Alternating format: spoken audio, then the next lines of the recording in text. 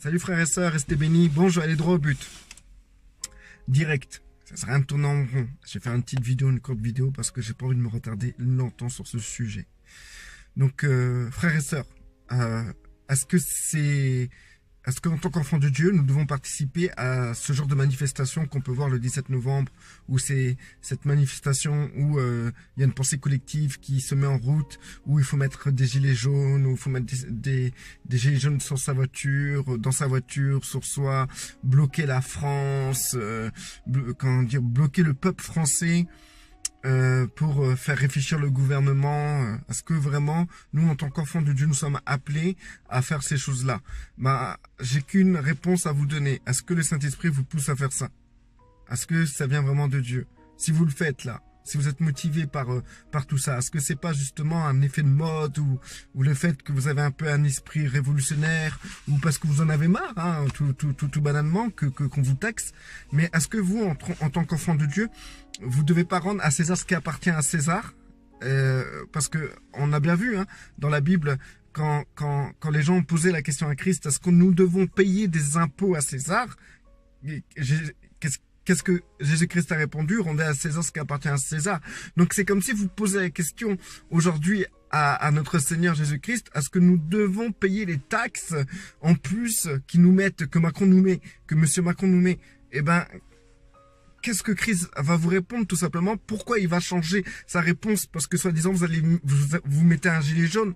Non, c'est tout simplement, il vous répondra, rendez à Macron ce qui appartient à Macron, c'est tout. Rendez à l'État ce qui appartient à l'État. Mais rendez à Dieu ce qui appartient à Dieu. Maintenant,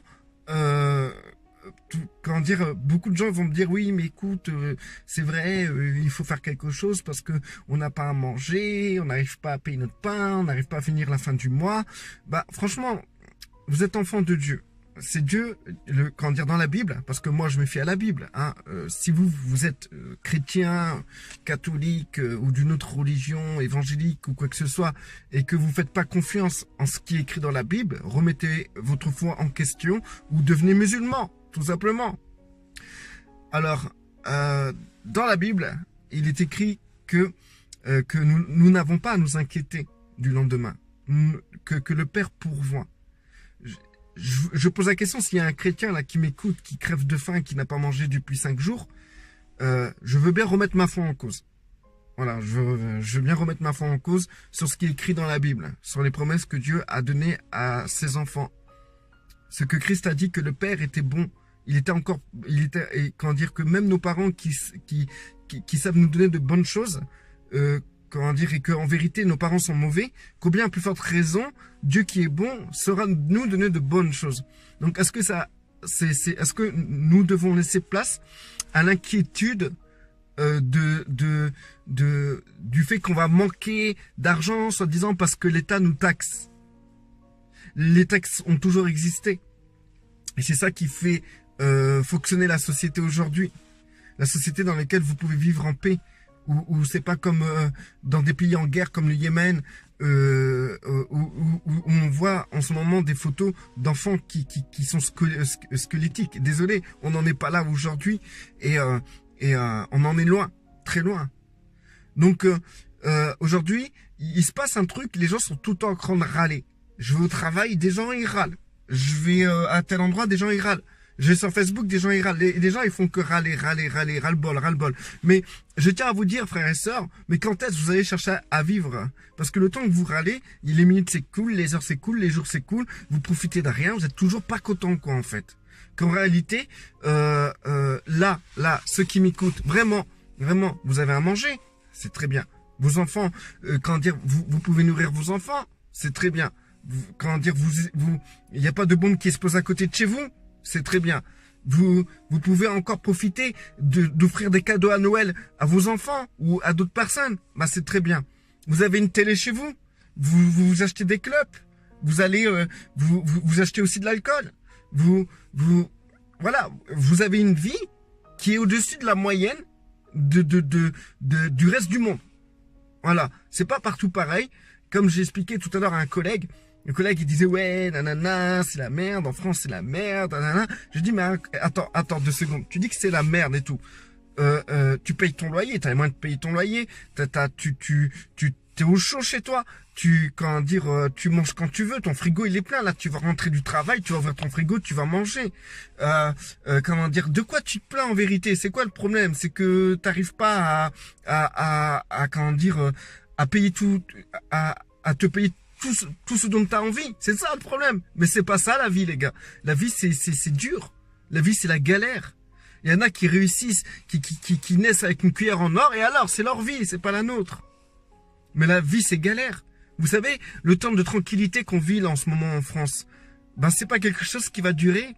Ça se peut que du jour au lendemain, il y a une crise économique, tous les comptes sont bloqués dans les banques, et là, on peut vivre une famine. Mais c'est pas le cas aujourd'hui. Aujourd'hui, on a encore de quoi vivre correctement et prendre plaisir à vivre. C'est vrai, c'est pas les quelques sous qu'on va vous prendre dans votre portefeuille qui va vous empêcher à vivre correctement. Donc frères et sœurs, déjà, cette base qui est que tout ce qui concerne l'argent, c'est pas votre problème.